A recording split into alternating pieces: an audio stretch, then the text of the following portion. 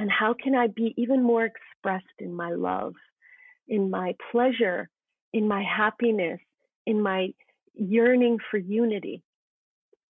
So at the end of this, you can write down some ideas and really utilize that as a practice for yourself to amplify that. This is an invitation to you. So now we'll speak about the dynamic of freedom and how freedom, the dynamic of freedom can bring unity into play. Well, one of the parts of the freedom triangle, the freedom dynamic, is presence. Presence is about your attention. Where is your attention right now? Is your attention on what is not unity? What is not working? Or is your attention towards, directed at what can bring unity into the world? Presence on the possibility, the possibilities, the resources of what is available right now. It is that presence, is what you focus on, that will grow. And so your opportunity here in presence is to bring your attention there and disregard anything that is not towards what you want, which is unity, connection, love, deepest. So this is a practice. And for some, it may be a sitting practice where they sit and they put their attention on that. For some of us, it's a movement practice of presence. Move your body. Put on some music that inspires you to what you love, and dance that. But don't just dance that for yourself. Dance that for those that can't dance, those that need your dance, those that by your dance, you're bringing the frequency of unity to beyond your small space, but beyond the universe. Dance for us all. Bring everyone's presence through your dance. So beautiful.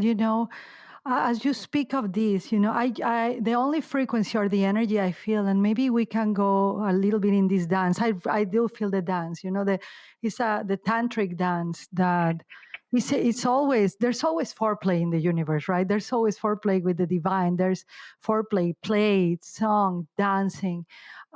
Let's talk about that energy. I'm feeling it, and maybe you can expand into that. And I love that you said that this amplifies, because it does. I feel like even the fragrance of what is transpiring is like going into my whole office right now where we are recording. So talk about bhakti, the energy of devotion. That's what I'm feeling. I'm feeling so much bhakti, so much devotion. Please talk about the importance of this, and also how can we transmit this message more to the masculine too, right? And how important bhakti it is to heal our own masculine as women. Okay. So let's talk about devotion. Devotion, so as we're going through these energies of freedom and flow, freedom has been on the masculine scale, and flow has been on the more feminine scale. And so when we speak about devotion is about what we claim.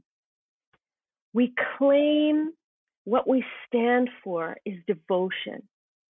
And deep in the heart of all of us, there is a union between us and the Great One. And so if you could claim that, drop into that, claim it as your birthright, that you are not just you, but you're here for a greater purpose. You're here because you have a great purpose that you're here for something bigger. And devote yourself to the highest frequency of what you're here to bring, what you're here to give. And when you can claim that, and you can say, okay, let me just for a moment drop into my heart, drop into my center, drop into my solar plexus, my soul, and feel, okay, so this morning, I'm going to get up. What am I devoted to? Well, for myself, give you an example, I'm devoted to connection to the Great One. And so I wake up, I light a candle, burn some incense. And for me, that represents the sweetness. The incense is the sweetness of the divine. I light a candle, it represents the light of the divine. So this is a simple little ritual that I do in the morning. I wake up with that. And I bring that through my home. Because another thing that I'm devoted to in my home is my family. And so whether you live alone or you live with others, family is all of us, all connected. It's back to unity again. And so when you do a simple ritual, whatever that is for you, for me, I light a candle and I bring it through my entire house so that all can feel this love that I have inside of me, this devotion to love, this devotion to all. And this is part of my practice. I claim this as part of who I am. And I express this through my home. This is a simple thing that you can do. And Yvonne, you spoke of the masculine and healing. Yes. Can you Yes. say so? Yes, like the masculine, because sometimes you transmit, you share the words devotion or bhakti or surrender to the masculine. And I'm not saying only to men, even our own masculine that, what part of your work is helping the feminine heal those fragmented aspects of their masculine self too, bringing it to wholeness. How do you share the importance of devotion? Why is it good for the masculine? Why is it healing? Why is it needed? I believe that devotion is needed in all ways. Devotion is simply, I should say, devotion is valuable because devotion is putting your attention on something that is greater than yourself. And it's always a good thing to put your attention on what is greater and what can be more fulfilling and what can be gifting to the world.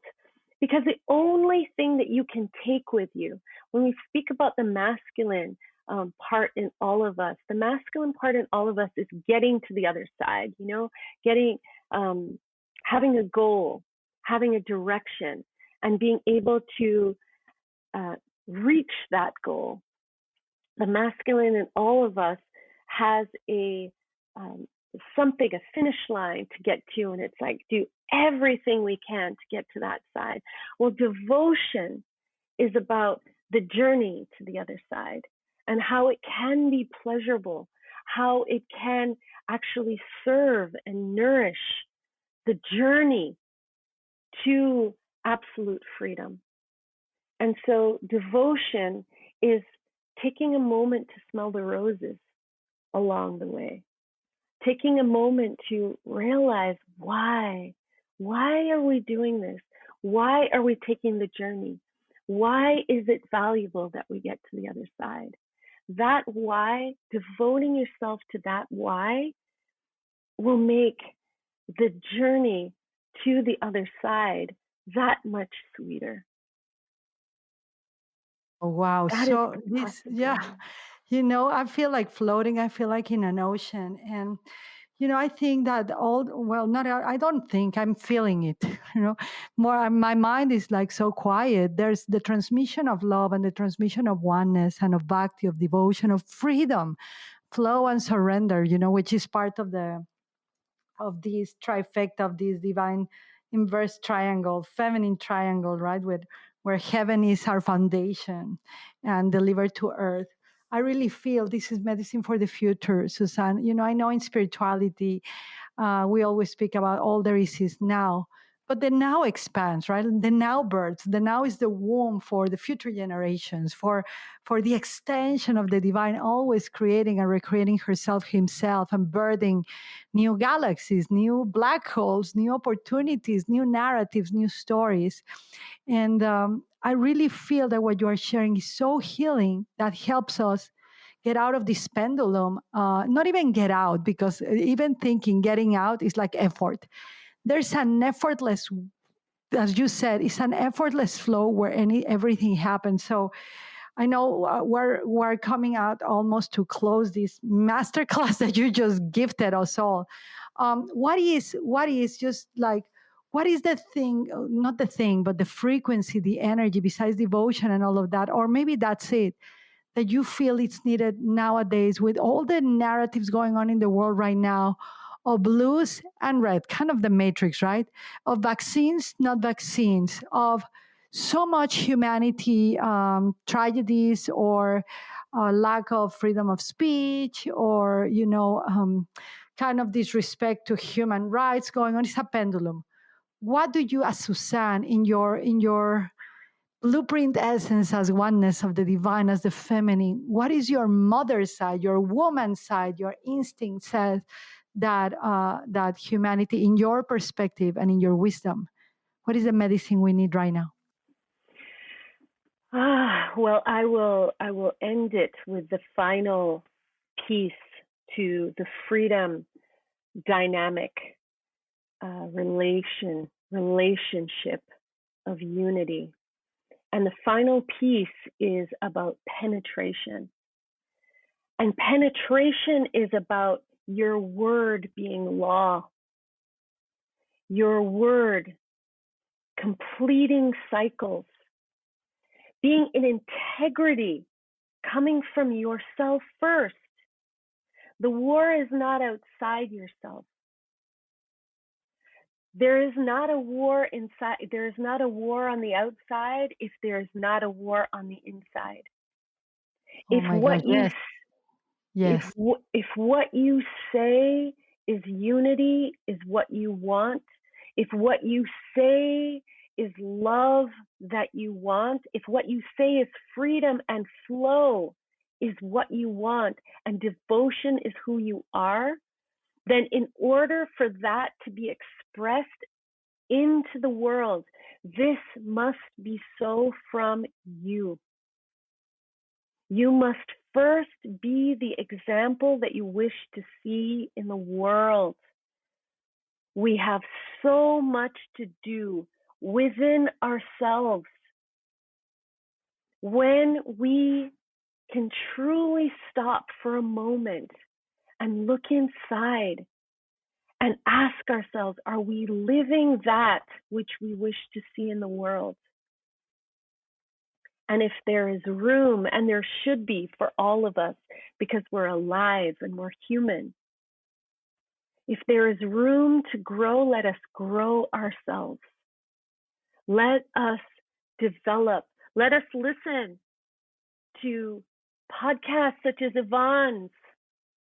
Let us speak with others from the place of love and devotion and unity, freedom and flow. Let us speak from that place. Let us follow the truth of our heart's yearning, which is to be unified. Let our word be law from us first. And then our world will start to reflect that to which we are becoming. Let us be that. Oh, aho. Aho. Amen. Wow. What a blessing. This is truly a call to flow. You know how they say call to action is a call